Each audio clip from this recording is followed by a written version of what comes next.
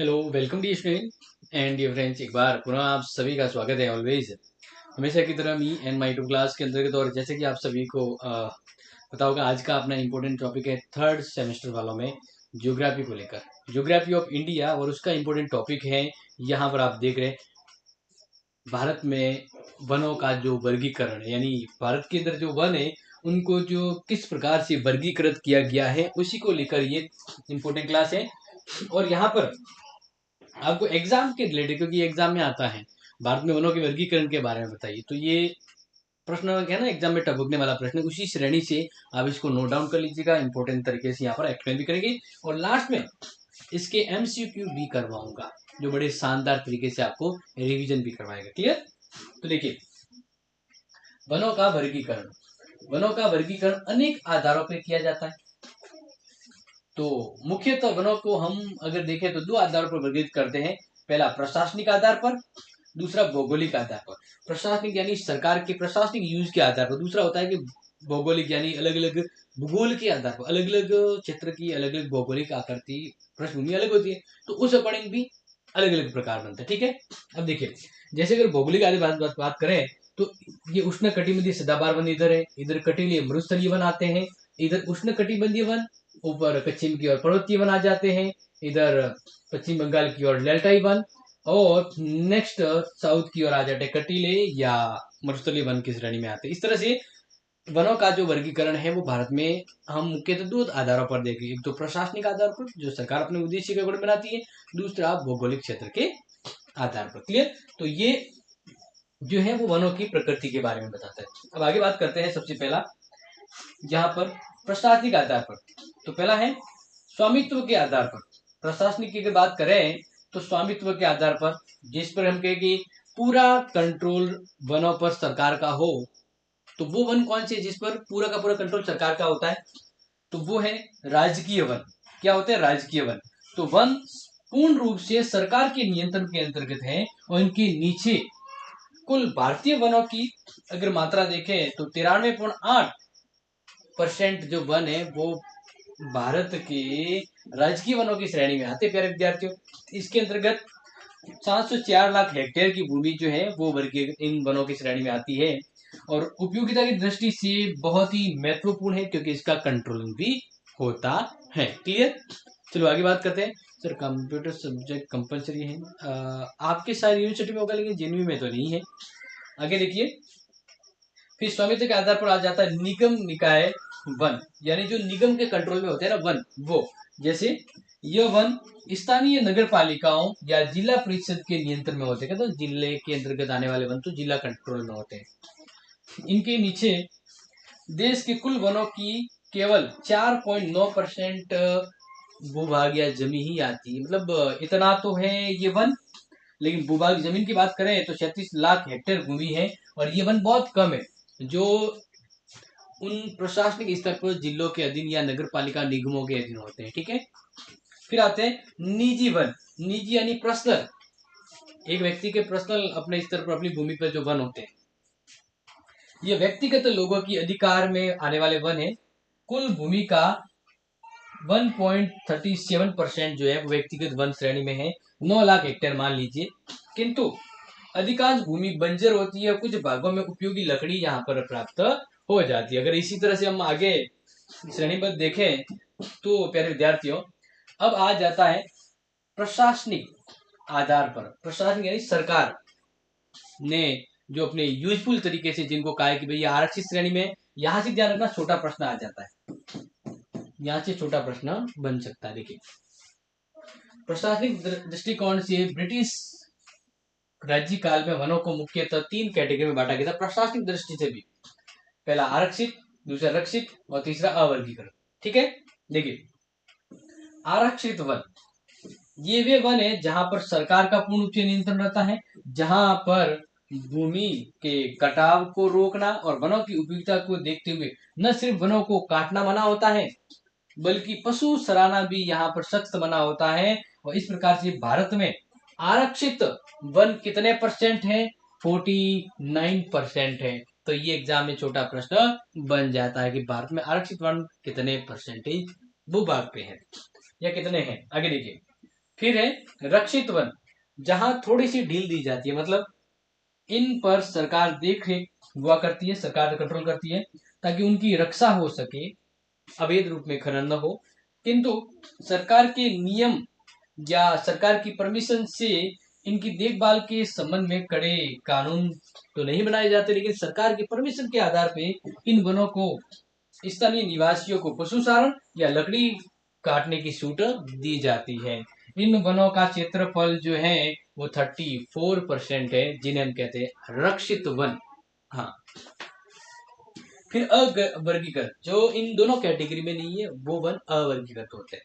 देखिए, ये way one है जहां पर इच्छा अनुसार वृक्ष भी काटे जा सकते हैं, यानी खुली भूमि, और पशुओं को चराने में भी पूरी आजादी होती है। और ये वन भारत में टोटल वनों का 17% है। क्लियर? आगे देखिए, संरचना के आधार पर, संरचना के आधार पर देखें, स्ट्रक्चर के आधार पे तो कर्णधारी वन होते हैं, क्योंकि यह वन केवल 48 लाख हेक्टेयर भूमि पर अपना विस्तार रखते हैं। ये शीतोष्ण वन है जो कुल वनों का 64% भूमि पर पाए जाते हैं। आगे बात करते हैं कर्णधारी के बाद चौड़ी पट्टी वाले वन। इसमें क्या होता है, जो वृक्ष जो पत्तियां होती है वो थोड़ी चौड़ी होती है, उसी आधार पर इन वृक्षों का कुल क्षेत्रफल 698 लाख हेक्टेयर है, अर्थात कुल वनों का 93.75%, और ये उष्ण कटिबंधीय वन कहलाते हैं चौड़ी पट्टी वाले। इनमें मानसून वन सबसे अधिक विस्तार रखते हैं, और जैसे पेड़ों में साल, सागवान के वन अधिकतर है, वो चौड़ी पट्टी वाले यानी उष्ण कटिबंधीय वनों की श्रेणी में काउंट होते हैं। आगे बात करें तो भौगोलिक आधार पर वनों के प्रकार देख लीजिए, क्योंकि अब हमने 2 की जगह 4 अलग अलग कैटेगरी में वनों के प्रकार की बात कर रहे हैं। तो देखिए, भौगोलिक आधार पर उष्ण कटिबंधीय सदाबहार वन, ये वन उन भागों या प्रदेशों में पाए जाते हैं जहाँ वर्षा 200 सेंटीमीटर या इससे भी अधिक होती है। सबसे ज्यादा वर्षा होने वाले वन कौन से कहलाते हैं? उष्ण कटिबंधीय सदाबहार वन। ठीक है। वार्षिक औसत जो है तापमान वो 28 डिग्री सेल्सियस लगभग, और वायु आर्द्रता रहती है 70% से अधिक, यानी आर्द्रता का मौसम रहता है। इन वनों का क्षेत्रफल 24,800 वर्ग या किलोमीटर अनुमानित किया गया है, और पश्चिमी घाट जो है ना, वहां 450 मीटर से 1360 मीटर की ऊंचाई पर इस प्रकार के वन पाए जाते हैं, उष्ण कटिबंधीय वन। और असम में 1070 मीटर की ऊंचाई पर उष्ण कटिबंधीय सदाबहार वन मिलते हैं। तो ये नोट कर लीजिएगा। और सामान्यतः अधिक वर्षा के कारण ये सघन और सदाबहार रहते, ज्यादा वर्षा होती है, सबसे ज्यादा वर्षा होती है तो ये वन पाए जाते हैं। वनस्पति विविधता और अधिकता इन वनों को विशेषता बनाती है। वृक्षों की लंबाई 40 से 60 मीटर तक होती है, जो सदाबहार वन कहलाते हैं। इन वनों में अधिकतर रबड़, महोगनी, एबोनी, लोहा कास्ट, जंगली आम, साल, नार, गुर्जन, तुलसर, तुड़, ताड़, बांस, बेत आदि वृक्ष हैं जो इस सदाबहार वन में पाए जाते हैं। कई प्रकार की लताएं भी होती है, यानी पेड़ों पे जो लताएं बनती है वो। वृक्षा की मात्रा में कमी होने से यह अर्ध सदाबहार वन हो जाते हैं, और प्रायद्वीपीय भारत में पाई जाने वाली वृक्ष और प्रजातियां जो हैं, ये खाटू श्यामबगम, पतासी और मलकदम उल्लेखनीय है, जो इसी वन की श्रेणी में आते हैं। आगे देखें तो उष्ण कटिबंधीय आर्द्र पर्णपाती एवं मानसूनी वन। अब देखिए, वन अधिकतर उन भागों में पाई जाती है वन जहां वर्षा 100 से 200 सेंटीमीटर तक होती है। औसत तापमान की बात करें तो 26 से 30 डिग्री सेल्सियस तापमान रहता है, और आर्द्रता है वो 60 से 70 के बीच रहती है। ग्रीष्म ऋतु के प्रारंभ में वृक्षों की पत्तियां झड़ जाती है, जिससे उसमें नमी है वो नष्ट हो जाती है, यानी सूखे रूखे हो जाते हैं। इसलिए इसे पतझड़ वन भी कहा जाता है।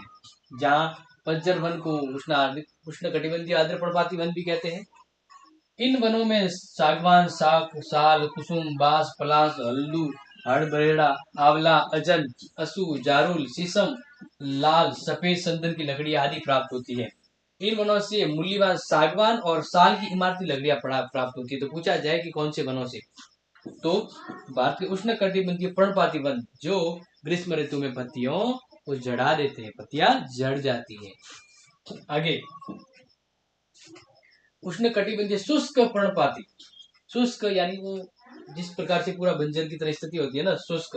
देखिए, जहां वर्षा 50 से 100 सेंटीमीटर तक ही होती है के मध्य होती है, आर्द्रता 50 से 60 होती है और तापमान 20 से 35 डिग्री सेल्सियस रहता है, व उष्ण कटिबंधीय शुष्क कटीले वन पाए जाते हैं।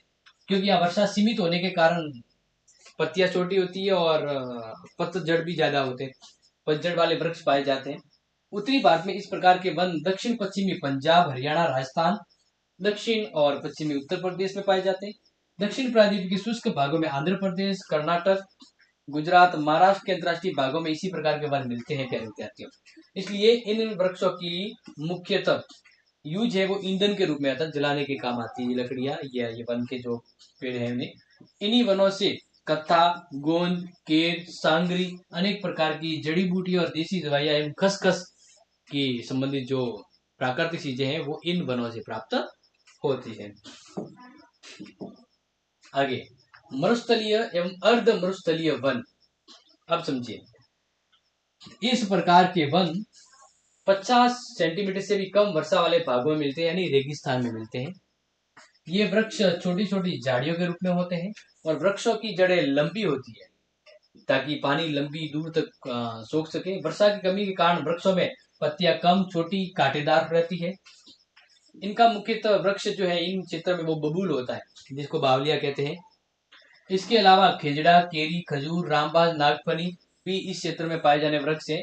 ये वृक्ष दक्षिणी पश्चिमी हरियाणा, पश्चिमी राजस्थान, उत्तरी गुजरात और कर्नाटक यानी अपना रेगिस्तान जो है वो इसी तरह के वन श्रेणी में आता है जो बिल्कुल सूखा सा कहलाता है। इसलिए यहाँ पर वर्षा नहीं होती तो ये वृष्टि सहायक क्षेत्र कहलाते हैं, ये भी जान लीजिएगा। आगे देखिए, तो नेक्स्ट आते हैं पर्वतीय वन जो पर्वतों में पाए जाते हैं। ये वन देश के पर्वतीय प्रदेश में पाए जाते हैं और भौगोलिक दृष्टि से उत्तरी हिमालय वन और दक्षिणी एवं प्रायद्वीपीय वनों में पाए जाते हैं, यानी हिमालय और दक्षिण प्रायद्वीप भागों में यही वन होते हैं। पहले इसमें बात करें कैटेगरी वाइज, तो हिमालय वन, ये वन हिमालय पर्वत के दक्षिणी ढलानों पर पाए जाते हैं और पूर्वी हिमालय में वार्षिक वर्षा का औसत पश्चिमी हिमालय की अपेक्षा अधिक रहता है, इसलिए फलस्वरूप हिमालय में सघन वन मिलते हैं। हिमालय की पर्वत श्रृंखलाओं में 1000 से 2000 मीटर की ऊंचाई तक नम शीतोष्ण प्रकार के ऊंचे व सघन वन पाए जाते हैं। इनमें ओक और सेस्टन बर्ड के वृक्ष जो है वो बहुत्यात होते हैं। इसके बाद बीएसटी क्लास आएगी। हिमालय के दक्षिण ढालों पर 2000 से 3000 मीटर की ऊंचाई पर आर्द्र शीतोष्ण वन पाए जाते हैं प्यारे विद्यार्थियों, और इसमें चौड़ी एवं सत्वाकार पत्ती वाले वृक्ष को ओक, लारेल, सैनबस, चीड़, फर, खूत, देवदार, सिनार, अखरोट आदि वृक्ष बहुयात में मिलते हैं। अगर थोड़ा सा हम और ऊपर जाएं तो 3000 से 4000 मीटर की ऊंचाई पर सिल्वर फर, जूनिपर, सीड बर्स और रोजन वुडटोन आदि वृक्ष पाए जाते हैं। हिमालय क्षेत्र की बात करते हैं कि कौन से वृक्ष पाए जाते हैं, तो ये जानना जरूरी है। सर श्रेणी का परीक्षा का रिजल्ट आ गया क्या? हाँ, आया ना। थर्ड सेमेस्टर के प्राइवेट के फॉर्म 1-2 दिन में शुरू हो जाएंगे। नेक्स्ट, दक्षिणी या प्रायद्वीपीय वन। देश के प्रायद्वीपीय भागों में पर्वतीय वन जैसे नीलगिरी, अन्नामलाई पर्वत, पालनी की पहाड़ियां, महाबलेश्वर एवं पश्चिमी घाट के उच्च भागों एवं सतपुड़ा और मैकाल की पहाड़ियों में जो वन पाए जाते हैं वो प्रायद्वीपीय वन कहलाते हैं। इन भागों में घास का मैदान, सदाबहार वन, झाड़ियां उगी हुई मिलती है। इन भागों में थुकेलिप्स वृक्षों का रोपण किया जाता है। नीलगिरी व पालनी की पहाड़ियों में 1075 जो है ना, इससे लेकर 1525 मीटर की ऊंचाई पर आर्द्र वन पाए जाते हैं, जिसमें नीलगिरी, अन्नामलाई और पालनी की पहाड़ियों पर 1500 मीटर की ऊंचाई पर मिश्रित वन पाए जाते हैं। इसलिए स्थानीय लोग इसे 16 कहते हैं। पूछा जाए तो ध्यान रख लीजिए, ठीक है। हाँ, इसके बाद बीएसटीसी क्लास आने वाली है जी। आगे नेक्स्ट द लास्ट, ज्वार प्रदेशी या दलदली वन, यानी जो दलदली भाग होता है ना, जैसे पश्चिम बंगाल वगैरह है वहां पर जो वन पाए जाते हैं उसी पर बात करते हैं। देखिए, वनस्पति विश्व के उष्ण तथा उपोष्ण कटिबंधीय क्षेत्रों में पाई जाने वाली वानिकी परिस्थिति व्यवस्था है। ये बड़ी तादाद में पौधे और जीव जंतुओं की ऐसी प्रजाति का संग्रहण क्षेत्र है जो लंबे विकास के क्रम में आपस में संबंधित होते हैं। दलदल भूमि होती है और जिसमें क्षार सहन करने की उल्लेखनीय क्षमता होती है, क्योंकि समुद्र का खारा पानी वो है दलदली भागों में ज्यादा होता है। ये समुद्री तट रेखा को स्थिर करते हैं और समुद्र द्वारा हो रहे कटाव को तटबंध की रक्षा करते हैं। यह वृक्ष ऊंचे व सदा हरे भरे रहते हैं। इसमें मुख्यतः एरोटोरिया, नारियल, ताड़, बेत, बांस, सरप्लोस, राजो, फोरेरा, चेनोरिटा, फॉनिस, सुंदरी, पश्चिम बंगाल में सुंदरी वन पाए जाते हैं। आपको पता है ना, तो ये सुंदरी यानी सुंदर वृक्ष होता है। आदि किस्म की वनस्पतियां पाई जाती है। इस प्रकार के वन मुख्यतः पूर्वी तट पर गंगा के डेल्टा, तमिलनाडु व आंध्र प्रदेश के तटवर्ती जिलों और महानदी कृष्णा गोदावरी नदियों के डेल्टा में जो वन पाए जाते हैं वो ज्वार या दलदली वन कहलाते हैं। पूछा जाएगा कि दलदली वन भारत में कहाँ पाए जाते हैं, पता होना चाहिए। फिर नदी तट के वन यानी जो नदियों के कॉर्नर पे, वर्षा ऋतु में नदियों की बाढ़ का जल नदियों के दोनों किनारों पर जहां तक फैल जाता है वहां वृक्ष उग जाते हैं। जो वृक्ष नदी तटों के निकट रहते हैं वे अपनी लंबी जड़ें द्वारा भूमिगत जल को खींचकर बड़े ऊंचे और सुदृढ़ बन जाते हैं। किंतु जो वृक्ष नदी तट से दूर रहते हैं वे प्राय छोटे और दुर्बल हो जाते हैं। और वृक्षों में मुख्यतः जैसे बबूल है, शीशम है, जामुन, महुआ, नीम, आम, सहतूत, पीपल, इमली, खेर आदि वृक्ष होते हैं। इन्हीं वनों से किसानों को ईंधन उपलब्ध होता है और ऐसे वन पंजाब से लेकर असम में ज्यादातर मिलते हैं। तो प्यारे विद्यार्थियों, इस तरह के जो एग्जाम में प्रश्न है ना वो जरूर आते हैं, वो इसलिए ध्यान रखें। गुरु जी 5th सेमेस्टर की क्लास कब आएगी? 5th सेमेस्टर की 9 बजे आती है। 5th सेमेस्टर की क्लास जो है वो आपके 9 बजे शुरू होती है। तो क्योंकि इसके बाद अभी हम BSTC क्लास आपके लिए लेने वाले हैं, यानी इसके जस्ट बाद BSTC क्लास आपके लिए आएगी। क्लियर? ओके, तो अब क्लास का टाइम फिनिश हो चुका है। अब हम शुरू करते हैं BSTC को लेकर। तो फिलहाल